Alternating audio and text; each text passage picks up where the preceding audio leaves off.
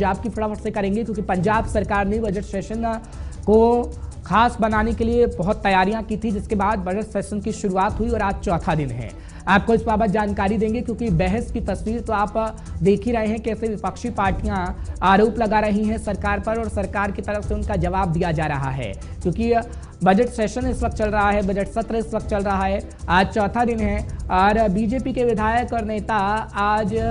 घेराव करते हुए नजर आ सकते हैं और कहा जा रहा है कि सड़क से लेकर सदन तक विपक्ष सरकार को घेरता हुआ नजर आएगा। हालांकि विधानसभा का घेराव की खबरें भी सामने आ रही हैं और आपको जानकारी देने की कोशिश इस वक्त की बड़ी कर रहे हैं कि कैसे घेराव विधानसभा का किया जा सकता है बीजेपी के विधायकों की तरफ से और मार्च भी निकाला जा सकता है। इसकी जानकारी इस वक्त मिल रही है। मार्च निकाला जाएगा सदन से लेकर सड़क तक और ये कहा जाएगा कि आप हमारे सवालों का जवाब दीजिए, क्योंकि हम देख रहे हैं कि कई ऐसी नीतियां हैं आम आदमी पार्टी की पंजाब के अंदर जिसको लेकर सवाल खड़े करते हुए अकाली दल नजर आ रहा है, कांग्रेस पार्टी नजर आ रही है और साथ ही साथ बीजेपी की तरफ से भी सवाल खड़े किए जा रहे हैं। नवदीप छाबड़ा इस वक्त मेरे साथ जुड़ रहे हैं, मेरे सहयोगी भी हैं, रीजनल हेड हैं और सीनियर साथी भी हैं। नवदीप, क्या कहेंगे आप, क्योंकि कई आरोप लगाए जा रहे हैं आम आदमी पार्टी पर, भगवंत मान उसका जवाब देते हुए बजट सत्र के दौरान जो उस वक्त चल रहा है विधानसभा के अंदर, उसका जवाब भी देते हुए नजर आए हैं, लेकिन जवाब से संतुष्ट नहीं है विपक्षी पार्टियां। सड़क पर उतरा जाएगा, घेराव किया जाएगा और सवालों के जवाब लेने की कोशिश की जाएगी। देखिए, बिल्कुल पंजाब के अंदर बात करें तो लॉ एंड ऑर्डर एक बहुत बड़ा मुद्दा है और यही कारण है कि आपने देखा कि 2 दिन पहले जब विधानसभा सेशन शुरू हुआ था, जब सेशन का तीसरा दिन था, तो सिद्धू मूसेवाला के माता पिता वो न्याय के लिए विधानसभा के बाहर धरने पर बैठे थे और आखिरकार खुद आम आदमी पार्टी के मंत्रियों को वहां पर आना पड़ा था, उनसे बातचीत करनी पड़ी और उसके बाद उन्होंने धरना समाप्त किया।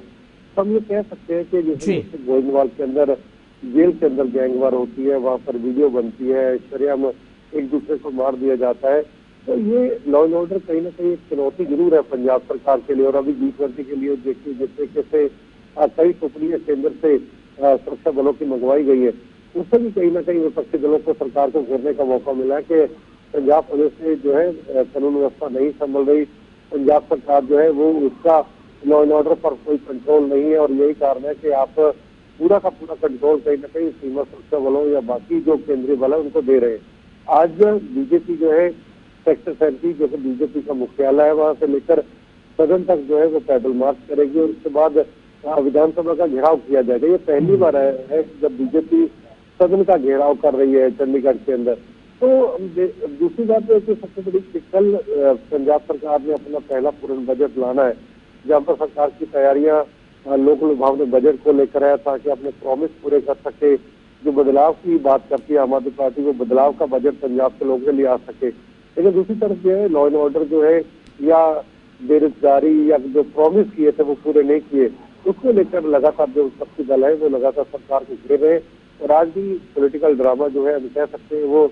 चंडीगढ़ की सड़कों पर देखने को ठीक है। लेकिन पंजाब की सरकार ने इसे कवर अप करने की कोशिश तो की है ना नवदीप, क्योंकि सुरक्षा व्यवस्था को लेकर सवाल खड़े हो रहे थे। एक तरफ हमने देखा राष्ट्रीय राजधानी दिल्ली में केंद्रीय गृह मंत्री से मुलाकात की तस्वीर सामने आई, एक तस्वीर हमने देखा कि अमृतपाल के साथियों की जो बंदूकें थी उनके लाइसेंसों को रद्द कर दिया गया। लेकिन एक और घटना जो कल सामने आई है वो कहीं ना कहीं सवालों के घेरे में खड़ा कर रही है। क्या एक बड़ा मुद्दा बनाने की कोशिश विपक्षी पार्टियां इसे कर रही हैं और कवर अप करने की कोशिश आम आदमी पार्टी की सरकार कर रही है, लेकिन आगे आने वाले समय में कुछ और ऐसे फैसले लिए जा सकते हैं जिससे कहीं ना कहीं संतुष्टि दिखाने की कोशिश करेगी आम आदमी पार्टी?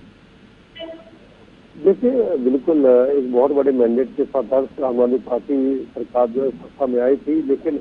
एक के बाद एक जो लॉ एंड ऑर्डर को लेकर चुनौतियां रही, चाहे वो आपने देखा होगा यहाँ पर बीजेपी नेताओं की हत्या, हिंदू नेताओं की हत्या हो, सिद्धू मूसेवाला को बदली या फिर तमाम ये जो घटनाएं पंजाब के अंदर हुई, इससे कहीं ना कहीं चुनौती सरकार की बढ़ी और एक के बाद एक घटना हुई है और उसके बाद जेल के अंदर गैंगवार, जेल के बाहर गैंगवार और आपस के अंदर जिस तरीके से गैंगस्टर भिड़ रहे हैं। और दूसरा जो चुनौती पंजाब सरकार के लिए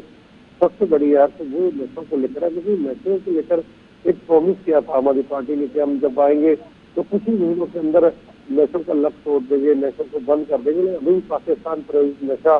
पंजाब के अंदर खूब दिख रहा है और लगातार सरकार ये नहीं काम नहीं कर रही, पंजाब पुलिस काम नहीं कर रही। लेकिन लोगों को रिजल्ट नहीं मिल रहा है कि लगातार जितने भी अब लोग पकड़ रहे हैं उससे बहुत ज्यादा पैदा हो रहे हैं। तो ये एक बहुत बड़ी चुनौती है लॉ एंड ऑर्डर, नशीले पदार्थ,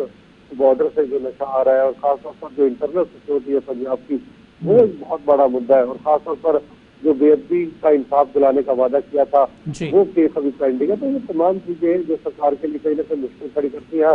मुख्यमंत्री कहते हैं कि वो काम कर रहे हैं, लॉ एंड ऑर्डर से लेकर तमाम चीजों पर काम कर रहे हैं और विपक्ष को दर्द हो रहा है कि मुद्दा नहीं है। और यही कारण है कि लॉ एंड ऑर्डर का मुद्दा बार बार पंजाब के अंदर बनाया जाता है, हालांकि हकीकत है। और यही कारण है कि जो हमने जिक्र किया कि केंद्रीय गृह मंत्री से मिला गया, उनसे सीमा सुरक्षा बल या बाकी जो सशस्त्र बल थे वो मांगे गए ताकि पंजाब की G20 के दौरान अमृतपाल या तमाम ऐसी घटनाएं ना हो, क्योंकि अजनाला घटना में भी सरकार की बहुत बड़ी किरकिरी की थी। हालांकि उसको अब कवर अप करने का प्रयास किया जा रहा है। लेकिन हम कह सकते हैं एक चुनौती है लॉ एंड ऑर्डर, और अमृतपाल जैसे कई तरीके से, चाहे वो पहले किसानों का आंदोलन है या तमाम चीजें, वो कहीं ना कहीं सरकार के लिए मुश्किल पैदा करती है। चलिए, इस चुनौती से कैसे आम आदमी पार्टी की सरकार पार पा पाएगी पंजाब के अंदर, ये तो वक्त बता पाएगा। नवदीप, आप नजर बनाए रखिएगा, आपसे हम जानकारी